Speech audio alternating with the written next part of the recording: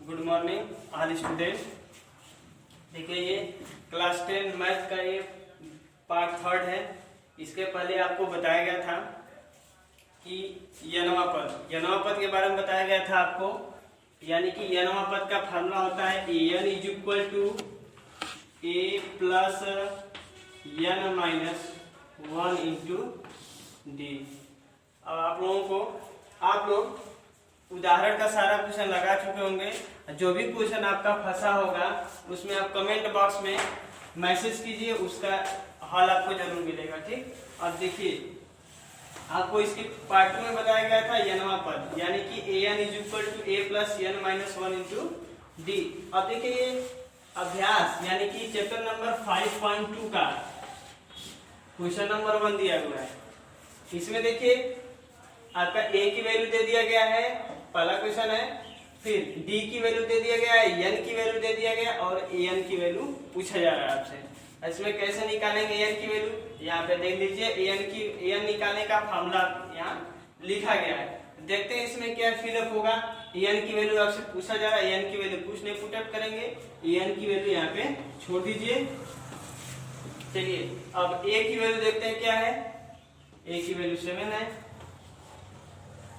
Plus यन की value क्या है 8 दिया हुआ है। डी की वैल्यू क्या दिया हुआ है 3। सॉल्व करते हैं, देखते हैं कितना आएगा। N is equal to 7 plus 8 minus 1 7 का मल्टीप्लाई 3 करेंगे 21 आएगा। 21 और 7 कितना होगा 20। एन इज इक्वल टू कितना गया 20। इस प्रकार इसमें आप कितना कर सकते हैं 28। अब इसी प्रकार से सेकेंड क्वेश्चन में चले जाएंगे।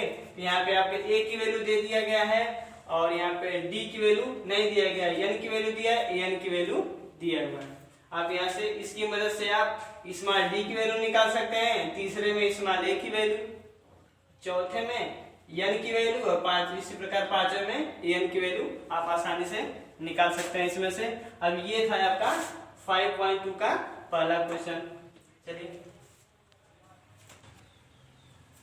चलिए अब आपने क्वेश्चन नंबर 1 आपने सॉल्व किया, इसी तरह पूरा सॉल्व कर जाएगा। अब इसका क्वेश्चन नंबर 2 देखिए बहुत सिंपल है। समांतर श्रेणियां दे दिया गया है 2 और उसमें से आपको निकालना है जो भी पद पूछ रहे आप निकाल लीजिएगा। अब चलते क्वेश्चन नंबर 3 का पहला क्वेश्चन।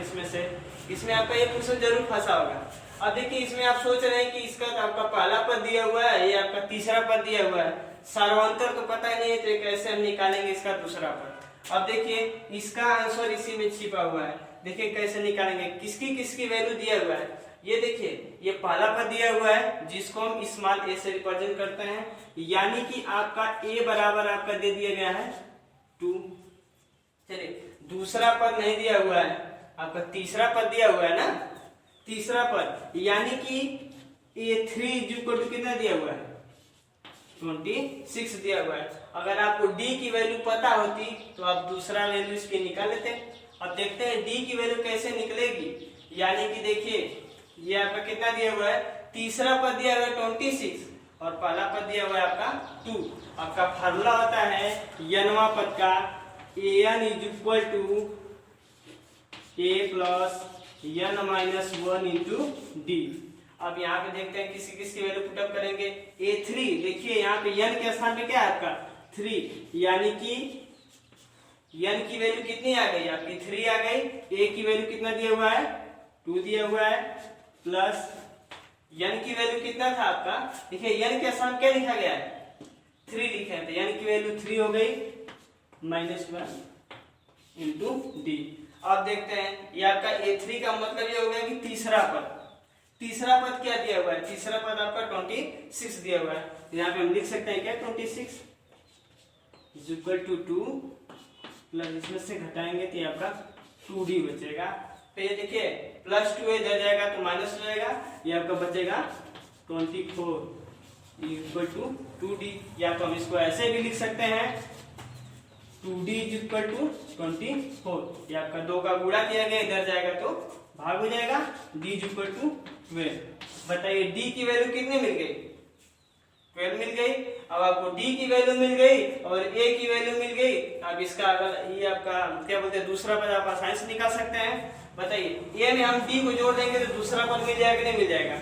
यहाँ पे लिखिएगा a2 is equal to a plus n minus 1 into D. दूसरा पद आपसे पूछा गया है ना, a2 a की वैल्यू आपकी 2 हो गई, n की वैल्यू 1 n यानी कि दूसरा पद, d की वैल्यू 12 आ गई।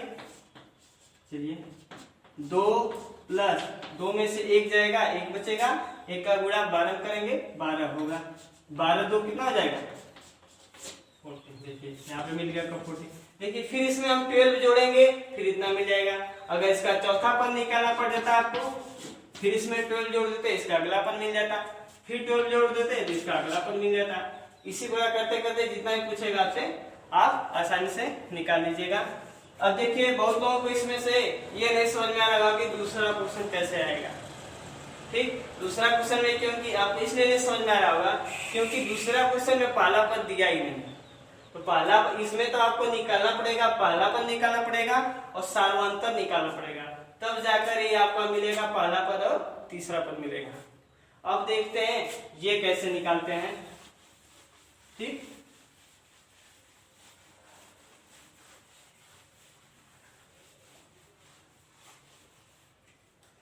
अब देखिए दूसरा क्वेश्चन में आपका पहला पद तो दिया ही नहीं है मगर दूसरा पद आपका इसमें दिया हुआ है, यानी कि आपका दिया हुआ है a2 इज इक्वल टू 13। ठीक, आपका तीसरा पद नहीं दिया हुआ, चौथा पद आपका दिया हुआ है यानी कि a4 इज इक्वल टू 3। अब हम निकालते हैं, देखते हैं कैसे आपका। यहाँ पे देखिए दूसरा पद दिया हुआ है, दूसरा पद यानी कि अगर हम बात करेंगे लिखेंगे an is equal to a plus n minus 1 into D. ये फार्मूला होता है nवां पद का आपका, यानी कि अगर n की वैल्यू 2 रखेंगे तब आपका दूसरा पद मिलेगा। चलिए देखते हैं n की वैल्यू 2, n की वैल्यू 2 रख दिया गया, यानी कि जहां जहां n वहां क्या रखेंगे 2 रखेंगे। ये आपका a plus 2 minus 1 into D. चलिए आप ही बताइए a2 की वैल्यू कितनी है, यानी कि दूसरा पद कितना है 13 दिया हुआ है इक्वल टू a प्लस 2 में से 1 जाएगा 1 बचेगा, यानी कि d बच गया आपका। यानी कि हम कह सकते हैं कि a plus d is equal to 13। ये आपका हो गया समीकरण नंबर 1। समीकरण नंबर 1 बन गया आपका। अब चलिए अब इसमें आ जाइए, देखिए ये आपका देखिए चौथा पद आपका कितना दिया हुआ है 3 दिया हुआ है, तो फिर फॉर्मूला ये लिखिए an is equal to a plus n minus 1 into d. चौथा पद यानी कि जहां n है वहां क्या लिखेंगे 4 लिखेंगे, यानी कि चलिए लिखते हैं a4 is equal to a plus 4 minus 1 into d. a4 की वैल्यू कितनी है चौथा पद 3, a प्लस आपका हो जाएगा ये 3d, यानी कि हम इसे लिख सकते हैं क्या a plus 3d is equal to 3। ये आपका समीकरण नंबर 2 बन गया। ठीक, अब समीकरण नंबर 1 और 2 को सॉल्व करके हम a और d की वैल्यू निकालेंगे, उसके हिसाब से आप ये आपका a की वैल्यू निकल जाएगी, फिर d की वैल्यू निकल जाएगी, d इसमें जोड़ देंगे आपका तीसरा पद मिल जाएगा। अब देखते हैं इसमें से a और d की वैल्यू कैसे इक्वेशन सॉल्व करते हैं ये बताते हैं। ये आपको कक्षा 9 में समीकरण को सॉल्व करने का तरीका 2-3 तरीकों से बताया गया होगा। एक तो रैखिक समीकरण से बताया गया होगा, एक उस तरह इक्वेशन सॉल्व करने के लिए। चलिए पहले हम समीकरण लिख लेते हैं क्या क्या मिला आपका। पहला समीकरण मिला आपका a plus d is equal to 13। ठीक, दूसरा इक्वेशन मिला आपका a plus 3d is equal to 3।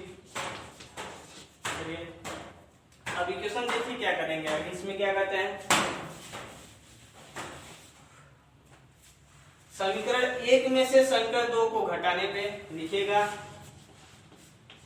समीकरण 1 में से 2 को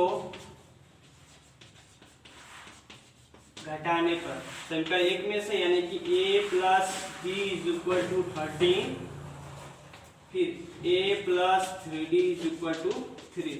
अब 1 में से 2 को घटाइए, यानी कि इसमें से इसको घटाना है तो चिन्ह इसका चेंज हो जाएगा, ये प्लस है तो माइनस, ये प्लस है तो माइनस, ये प्लस है तो ये माइनस।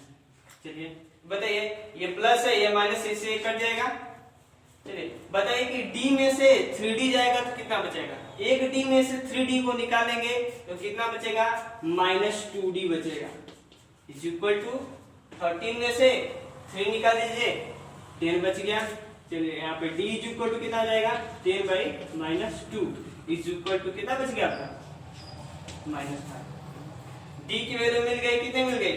-5। अब यही d की वैल्यू आप चाहे समीकरण नंबर 1 में रखिए, चाहे समीकरण नंबर 2 में रखिए, a की वैल्यू मिल जाएगी। चलिए देखते हैं, रखते हैं d की वैल्यू, स्मॉल d की वैल्यू समीकरण नंबर 1 में या 2 में रख के देखते हैं कितना मिलेगा d की वैल्यू। चलिए समीकरण नंबर 1 में या 2 में रखते हैं। चलिए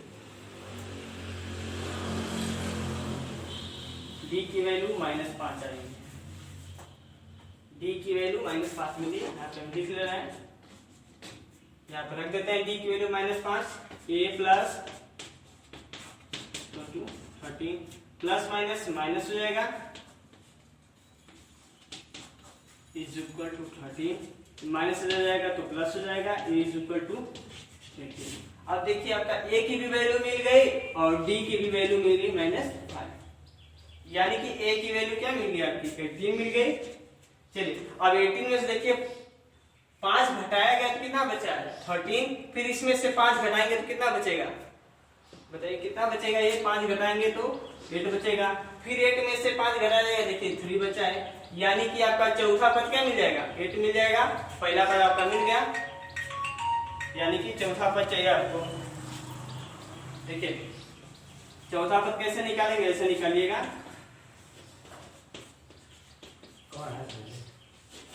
चलिए a4 is equal to, a की वैल्यू आपको मिली थी 18 प्लस n की वैल्यू 4 -1, d की वैल्यू कितनी? माइनस, ये हो गया आपका 18। कितना बचेगा? ये 4 में से जाएगा 3 बचेगा, यानी कि 3 का गुणा -5 करेंगे -15 हो जाएगा, यानी कि आपका बच गया 18 - 15। कितना मिला? ये आपका 3। देखिए चौथा पद आपका कितना मिल गया? चौथा पद आपका 3 मिल गया। ओ यहाँ पे चौथा पद नहीं निकालना था, तीसरा पद। देखिए हम लोग चौथा पद निकाले, 3 आ गया। तीसरा पद आपको निकालिएगा जहाँ पे n की वैल्यू, अब हमने यहाँ पे 4 रखा, यहाँ पे 3 लिखेंगे तो आपका तीसरा पद मिल जाएगा ये, ठीक ना? कितना? अब देखिए इसी प्रकार से अब तीसरा क्वेश्चन में देखिए पहला पद दिया हुआ है आपको, यानी कि दूसरा और तीसरा पद पूछ रहा है आपसे, यानी कि आपका चौथा पद दे दिया गया और पहला पद दे दिया गया। अब सेम पहले क्वेश्चन नंबर 1 की तरह है ये। आप इसमें से d की वैल्यू निकालेंगे तो पूरा समांतर श्रेणी आपको मिल जाएगी। बस इसमें आप d की वैल्यू निकालेंगे, पूरी की पूरी वैल्यू मिल जाएगी आपकी। इसी प्रकार इसमें वही काम करना, a की वैल्यू दिया हुआ है, d की वैल्यू निकालेंगे किसी तरह से, आपका पूरा का पूरा समांतर श्रेणी मिल जाएगा। अब देखिए पूरा का पूरा ये प्रश्नावली जो 5.2 है इसी तरह है, पूरा का पूरा क्वेश्चन लगा लीजिएगा। जो भी क्वेश्चन फंसेगा कमेंट बॉक्स में कमेंट कीजिएगा, उसका हल आपको मिल जाएगा तुरंत, ठीक ना? आज के लिए इतना ही। अगला पार्ट कब का? इसका पार्ट 4 वेट कीजिए, तब तक एक क्वेश्चन आप लोग होमवर्क में लगाइए। धन्यवाद।